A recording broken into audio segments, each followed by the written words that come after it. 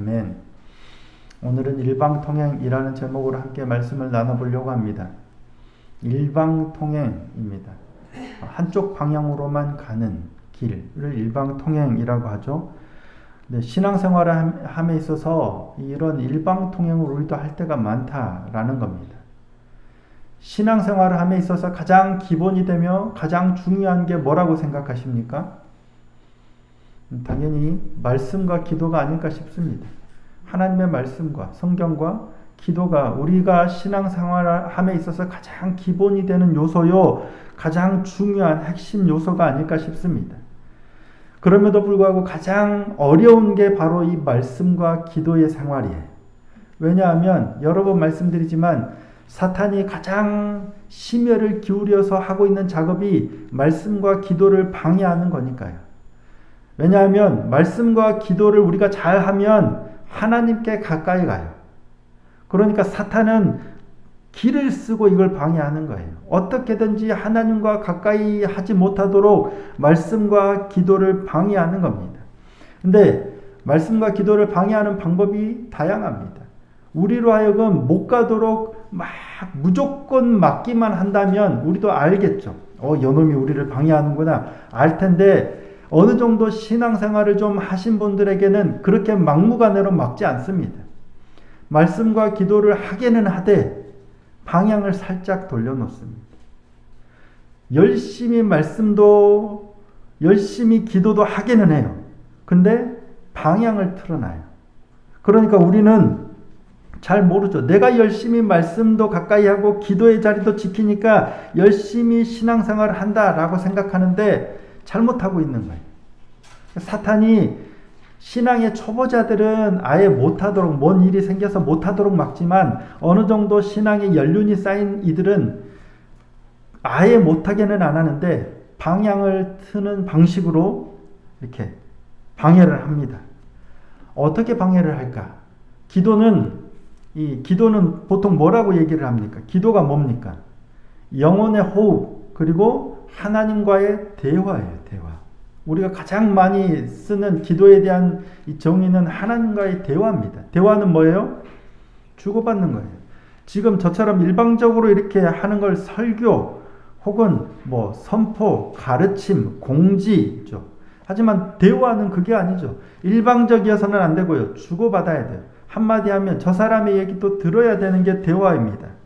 그러니까 기도에 있어서 정말 중요한 건 상호성이에요. 서로 주고받는 것, 이게 정말 중요합니다. 왜냐하면 기도는 하나님과의 대화이기 때문이에요. 너무나도 잘 알고 물어보면 거의 대부분이 이걸 대답해요. 기도는 대화라는 걸 알아요. 그런데도 문제는 뭐예요? 우리의 문제는 뭐예요? 기도를 할 때 일방적이라는 거예요. 분명 대화라고 생각하고 대화라고 알고 대답도 하는데 우리가 기도할 때는 일방적일 때가 너무 많아요. 내가 원하는 대로 내가 원하는 것만 내가 원하는 대로 이루어달라고 계속 기도해. 이게 주축이에요. 물론 내가 원하는 것 내가 원하는 대로 기도하는 것 자체가 문제가 아닙니다. 하지만 그것만 하기 때문에 문제가 되는 거죠. 말씀도 마찬가지입니다. 말씀도 일방적일 때가 많아요. 제가 아주 오래전에 들은 얘기라 정확하게 이게 무슨 얘기인지 기억은 나지 않지만 누군가 어떤 목사님이 설교 중에 예화를 하신 겁니다. 뭐 영국에선가 어딘가 한 사람이 잘못을 해서 감옥에 갔어요. 근데 감옥에서 이 사람이 이 작정을 한 게 뭐냐면 성경을 좀 읽어야 되겠다 라고 성경을 읽는데 대충 읽지 않고요. 아주 꼼꼼히 정말 여러 번 엄청나게 심혈을 기울여서 성경을 읽었는데 그래서 성경을 읽어가지고 뭐 누구의 이름은 몇 번이 나오고 성경의 구조는 어떻게 되고 철저하게 이런 것을 연구해서 뭐 누가 물어봐도 뭐 아브라함이 어디에 몇 번 뭐 이런 얘기 축축축 나올 정도로 성경을 읽고 연구한 거예요. 근데 하나님의 뜻이 뭔지를 몰라요. 성경은 하나님의 말씀이잖아요. 기도는 하나님과 대화하듯이 성경은 하나님의 말씀이에요. 그래서 이 기록된 성경을 통해서 하나님이 뭐라고 말씀하시는지가 제일 중요해요. 근데 그거에는 관심이 없고 이게 성경이 몇 절로 됐는지 뭐가 몇 장인지 뭐 누구 이름이 몇 번 나오는지 그런 거를 백날 연구하고 달달달 외우면 뭐합니까? 하나님이 뭐라고 말씀하시는지를 내가 들어야 말이죠. 내게 뭐라고 말씀하시는지를 듣는 것, 이게 가장 중요한 겁니다. 묵상도 마찬가지고 성경을 읽는 목적도 마찬가지입니다. 묵상을 하다 보면 적용을 오늘 이 말씀을 어떻게 적용할까 고민들을 많이 하는데 고민할 필요가 없습니다. 왜냐하면 이 말씀을 통해서 하나님이 나에게 뭐라고 말씀하시는지를 듣는 게 가장 중요한 목표이기 때문에 그러면 하나님이 나한테 뭐라고 말씀하시는지를 들으면 뭘 어떻게 해야 될까도 필요 없죠. 그 말씀에 순종하기만 하면 되니까요. 근데 우리는 말씀도 이와 같이 내가 원하는 대로 여기에서 이 성경을 내가 활용을 해요. 내가 원하는 걸 끄집어내고 내가 원하는 말씀을 찾아서 이용하고 그렇게는 아무리 성경을 읽고 연구하고 해석하고 묵상해도 아무 의미가 없는 겁니다.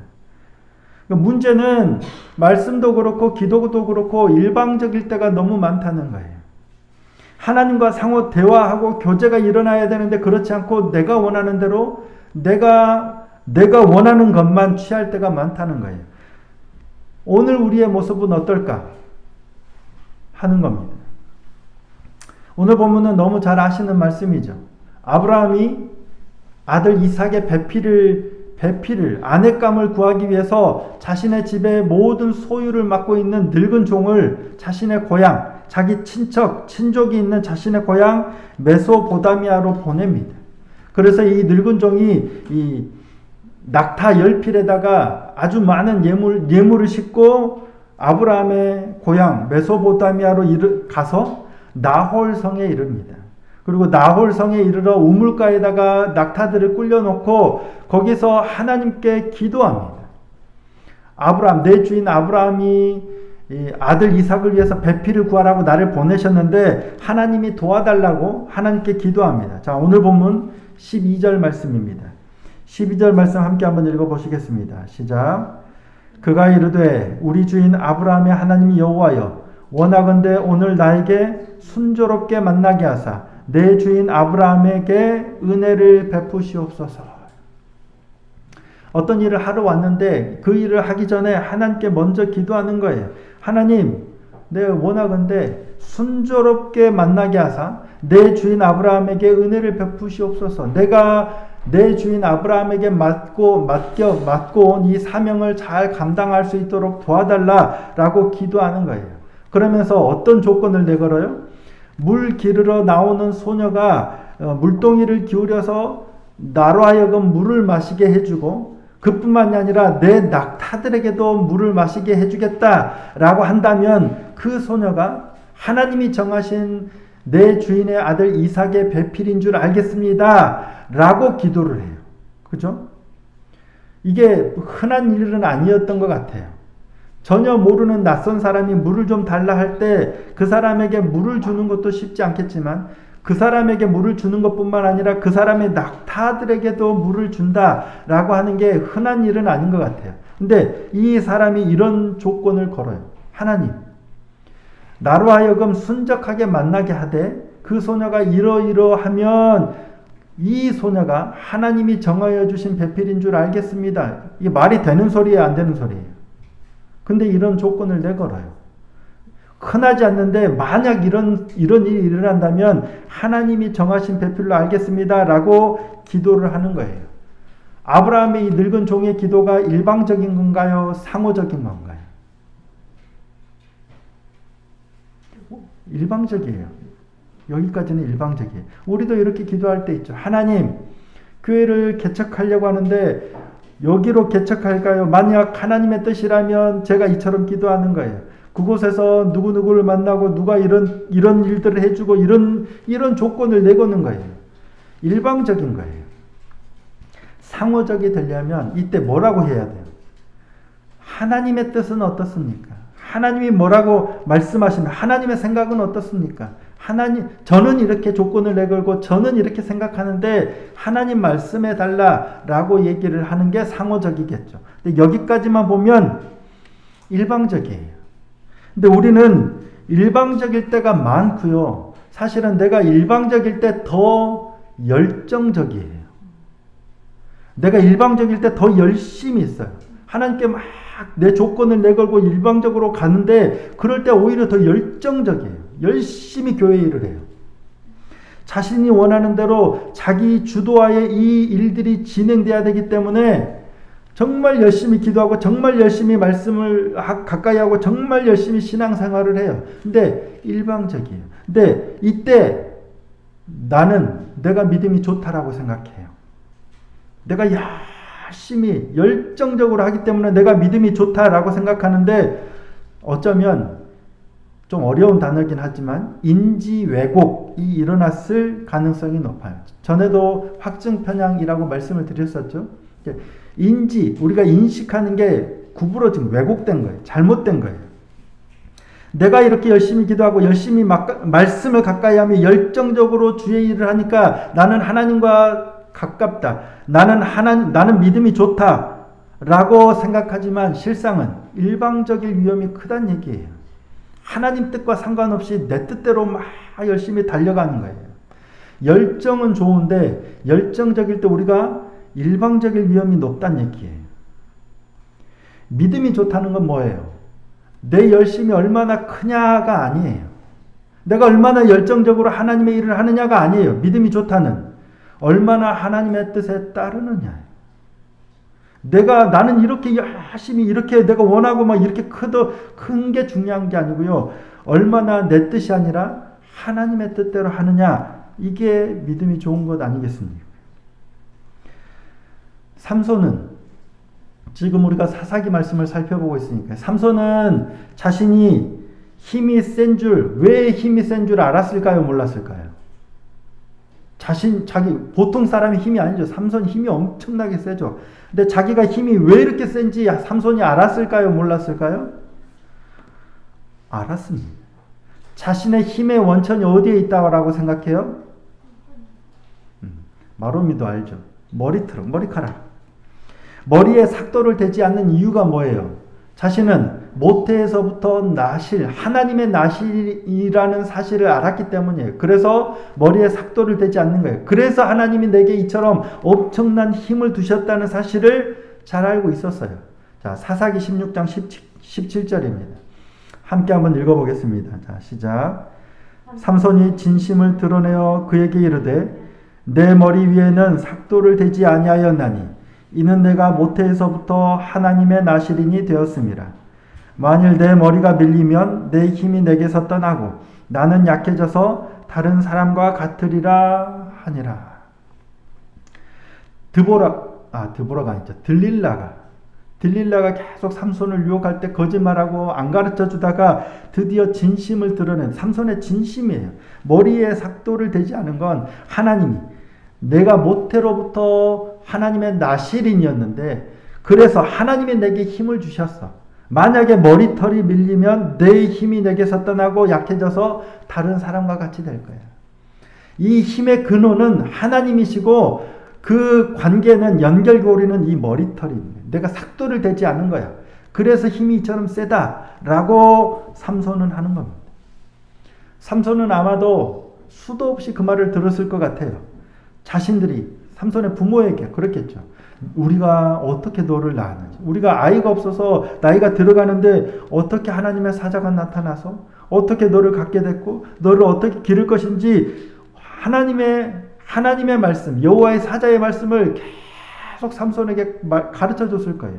너는 어떻게 태어났고 어떤 아이고 어떻게 이스라엘을 구해야 되고 어떻게 행해야 되는지 계속 했죠. 그러니까 삼손은 아는 거예요.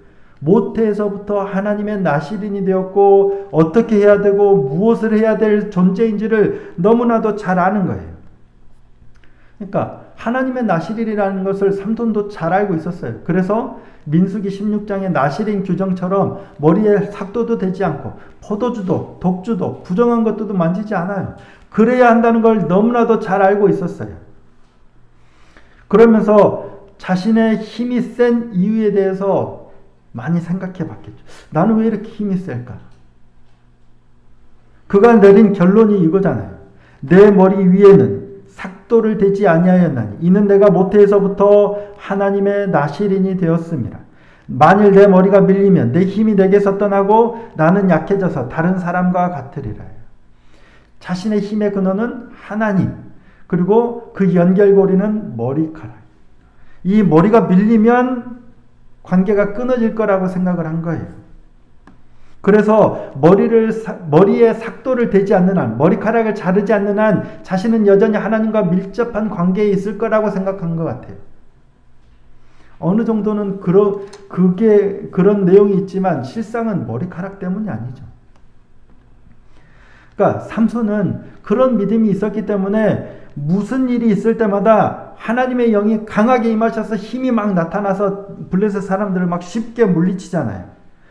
그런 삼손이 무려 20년 동안 이스라엘의 사사로 지냅니다. 자, 사사기 15장 20절입니다. 블레셋 사람의 때에 삼손이 이스라엘의 사사로 20년 동안 지냈더라요. 20년 동안 블레셋 사람들 시대에 20년 동안 이스라엘의 사사로 지냈어요. 그래서 하나님의 영이 임하시면 엄청난 힘이 나서 블레셋 사람들을 어마어마하게 죽였죠. 그게 몇 년이에요? 20년. 자, 블레셋 사람들이 자신을 잡으려 했을 때 삼손이 한 표현인데요. 그때 삼손이 하나님께 막 기도했을까요?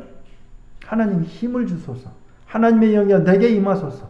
도와주소서. 그런 적이 한 번도 없어요. 20년 동안. 자, 블레셋 사람들이 들릴라의 꾀임에 빠져서 블레셋 사람들이 자신을 잡으려 할 때 삼손이 외쳤던 표현입니다. 사사기 16장 20절입니다. 들릴라가 이르되 삼손이여 블레셋 사람이 당신에게 들이닥쳤느니라 하니 삼손이 잠을 깨며 이르기를 내가 전과 같이 나가서 몸을 떨치리라 하였으나 여호와께서 이미 자기를 떠나신 줄을 깨닫지 못하였다.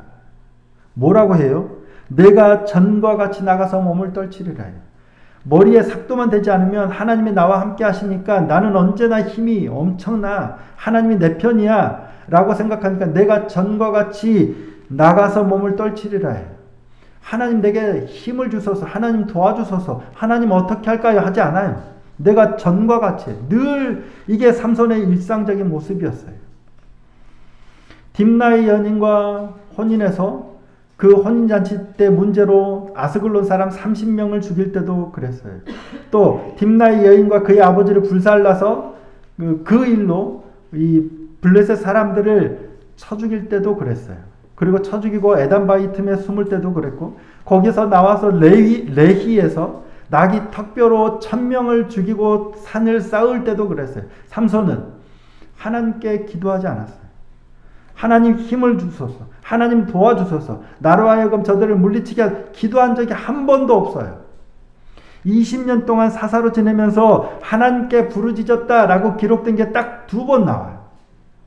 언제냐면 레이에서 낙이 턱뼈로 블레셋 사람 1000명을 죽이고 난 후에 목이 말랐을 때, 목마르니까 사람들을 대적할 때가 아니라 목마르니까 하나님께 부르짖어서 나 목말라 죽겠다고 부르짖습니다.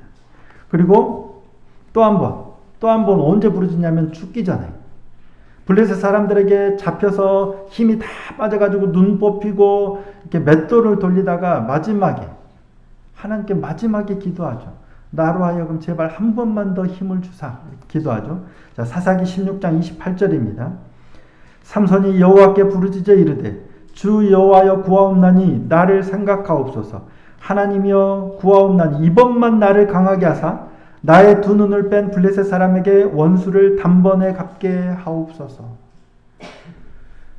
이처럼 늘 하나님께 구하는 게 아니라 딱 2번 부르짖어 구하는데 목마를 때 하고 마지막에 이번만 나를 강하게 하사. 딱 2번 뿐이에요. 모태에서부터 하나님의 나신인으로 났다는 사실을 너무나도 잘 알았고 그동안 수도 없이 어마어마한 힘을 느꼈겠죠. 그러면서 블레셋 사람들을 성경에 기록된 것 외에도 많이 물리쳤을 거예요. 그런데도 삼손은 한 번도 여호와를 부르짖어서 기도하지 않았어요. 대화하지 않았어요. 그러다가 딱 2번 20년 동안. 하지만 아브라함의 종은 달라요. 아브라함의 늙은 종은 달라요. 그가 누구였는지는 정확하게 모릅니다. 하나님께서 아브라함에게 상속자를 주시려고 할 때 아브라함이 다메섹 사람 이 엘리에셀이니이다. 나의 상속자는 엘리에셀이니이다. 라고 했던 것으로 봐서 아마도 그만큼 아브라함의 상속자가 될 만큼 집의 모든 소유를 관리할 정도라면 아마도 이 사람이 다메섹 사람 엘리에셀이 아니었을까 싶기도 하지만 정확하지는 않습니다. 그냥 추측해 볼 뿐이죠. 근데 아브라함의 늙은 종은 이 이삭의 배필을 구하기 위해 나홀성, 메소포타미아 나홀성에 이르러서 우물가에서 먼저 하나님께 기도합니다. 나로 하여금 순적하게 만나게 해달라고, 나의 주인에게 은혜를 베풀어 달라고 자신의 조건을 내걸면서 기도를 해요. 하나님께 응답을 구해요. 근데 어떤 일이 일어납니까? 말을 마치기도 전에, 그러니까 기도가 채 끝나기도 전에 리브가가 물동이를 어깨에 메고 나옵니다. 그래서 이 사람이 막 달려가서, 이쁘니까 아리따운 걸 보고 달려가서 리브가에게 부탁을 하죠. 자신이 기도했던 대로, 자신이 하나님께 조건을 내걸었던 대로 부탁을 하니까 진짜 리브가가 그대로 하는 거예요. 물동이를 내려서 자신도 마시게 하고, 자기가 그 물동이를 가지고 내려가서 우물에 내려가서 물을 기르다가 자기 낙타들에게 다 먹이는 거예요. 여기까지만이었다면 아브라함의 늙은 종의 기도도 어찌면 일방적이겠죠. 자신이 원하는 대로, 자기 기대로 다 이루어지니까 하나님이 나와 함께 하시는구나 라고 하면서 갔을 거예요. 근데 아브라함의 종의 태도는 달랐습니다. 리브가가 그대로 하는 모습, 자신이 기도한 대로 그대로 하고 하나님의 응답이 그대로 이루어지는 모습을 어떻게 해요? 주목해서 봅니다. 그러면서 여호와께서 과연 내 기도에 응답하시는지 여부를 알려고 하는 거예요. 자, 오늘 본문 21절 말씀입니다. 함께 한 번만 읽어보시겠습니다. 시작. 그 사람이 그를 묵묵히 주목하며 여호와께서 과연 평탄한 길을 주신 여부를 알고자 하다니. 일방적인 사람이었을 것 같으면 어이구 내가 기도한 대로 하나님이 들어주셨네 역시 그러면서 쭉 갈 거예요. 하지만 안 그래. 내가 이런 조건을 걸고 기도했지만 하나님이 응답하심에 과연 여호와께서 평탄한 길을 주신 건지 아닌 건지를 주목해서 보는 거예요. 정말 하나님 응답하신 게 맞나 하나님께 묻고 따지며 보고 있는 거예요. 자신이 바라던 대로 자신이 원하던 대로 일이 이루어지는 것을 보면서 과연 하나님께서 열어주신 것인지를 계속해서 묻고 따지고 하나님과 대화하고 있다는 얘기예요. 그리고 정말 하나님이 이게 내가 열어준 길이 맞다라는 것을 확신을 주셨을 때는 어떻게 합니까? 하나님을 경배하고 하나님을 찬양하는 거예요. 자, 오늘 보면 26절, 27절입니다. 이에 그 사람이 머리를 숙여 여호와께 경배하고 이르되 나의 주인 아브라함의 하나님 여호와를 찬송하나이다. 나의 주인에게 주의 사랑과 성실을 그치지 아니하셨사오며 여호와께서 길에서 나를 인도하사 내 주인의 동생 지르베에 이르게 하셨나이다 하니라. 기도하면서 하나님이 응답하신 거라면 다 이렇게 되기를 원합니다 라고 내 조건을 내걸었어요. 근데 하나님이 그대로 이루어지시니까 정말 이게 하나님의 응답입니까? 또 물어봐요. 또 확인해요. 그러면서 진짜 그게 확인되니까 또 뭐예요? 하나님을 경배하고 하나님을 찬양해요. 아브라함의 종은 뭐하고 있는 거예요? 계속해서 나의 신앙생활에 나의 기도에 하나님을 개입시키고 있는 거예요. 계속해서 하나님과 관계를 맺고 있는 거예요. 하나님과 주고받는 거예요. 내가 원하니까 이렇게 이루어달라고 일방적으로 쭉 가는 게 아니라 내가 원하는 걸 알지만 하나님이 응답하시니까 계속 그걸 확인하면서 하나님과 주고받고 있는 겁니다. 내 기도에 내 말씀에 계속 하나님을 개입시키고 하나님과 연관 맺어 관계를 맺어 가고 있는 겁니다. 순간순간 하나님과 자신에게 일어나는 모든 일들을 연관시키는 겁니다. 이게 바른 기도의 자세고 이게 바른 말씀의 자세인 것 같습니다. 비록 자신이 원하는 바를 하나님께 아뢰고 자신이 원하는 대로 일이 된다며 하나님의 뜻으로 알겠다며 자신이 원하는 대로 일방적으로 일을 진행해 나가는 것 같지만 그 과정 중에서도 끊임없이 하나님을 개입시키는 거예요. 끊임없이 하나님의 뜻인지 알고자 주목하여 보고 그게 확신으로 올 때는 하나님께 감사하는 겁니다. 그리고 머리를 숙여 경배하고 찬양하는 이유는 그것이 하나님의 은혜였음을 알았기 때문입니다. 우리의 삶은 이와 같아야 할 줄 믿습니다. 교회를 개척할 때도 그랬지만, 그래서 저도 걸어온 걸음걸음들이 어떠했는지를 많이 돌아봅니다. 이 교회를 개척하면서의 과정이 과연 이러했는지, 아니면 나도 일방적이었는지, 감사하게도 또 확인하고 묻고 걸어온 길들이 많이 있었던 것 같아요. 그럼에도 불구하고 그러지 못한 적도 많아요.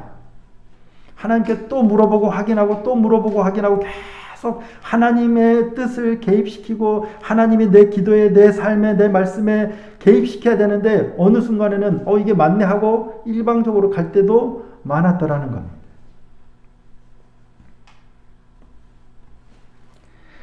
아브라함의 종은 누군지도 모르지만 그냥 종이에요.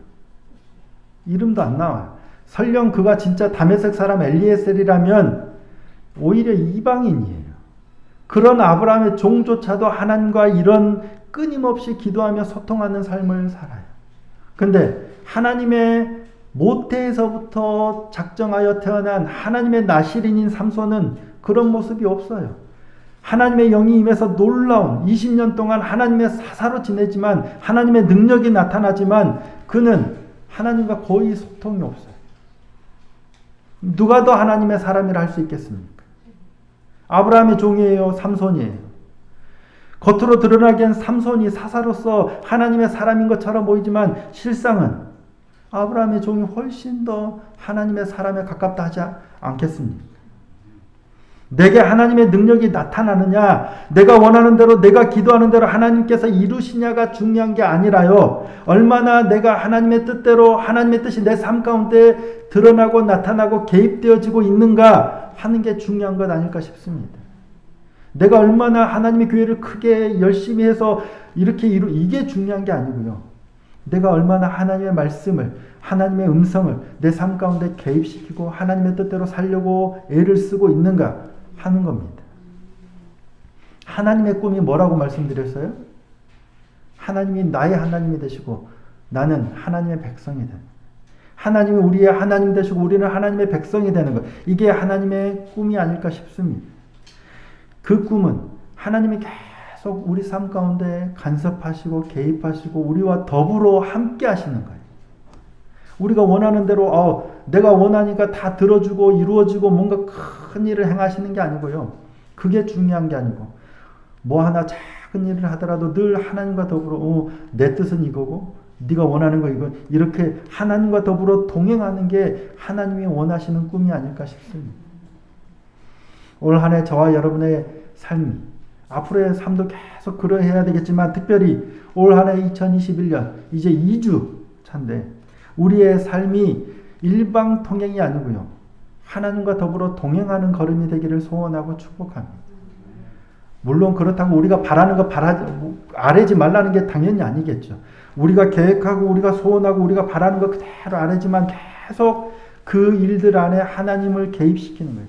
하나님이 원하시는 대로 개입시키면서 뜻대로 나아가는 걸음걸음이 되었으면 좋겠습니다. 그를 통해서 우리 교회도, 우리의 삶도, 우리의 가정도 올 한 해 더욱더 하나님의 뜻 가운데 신실하게 아름답게 세워져가는 그런 복된 한 해가 될 수 있기를 예수님의 이름으로 축복합니다.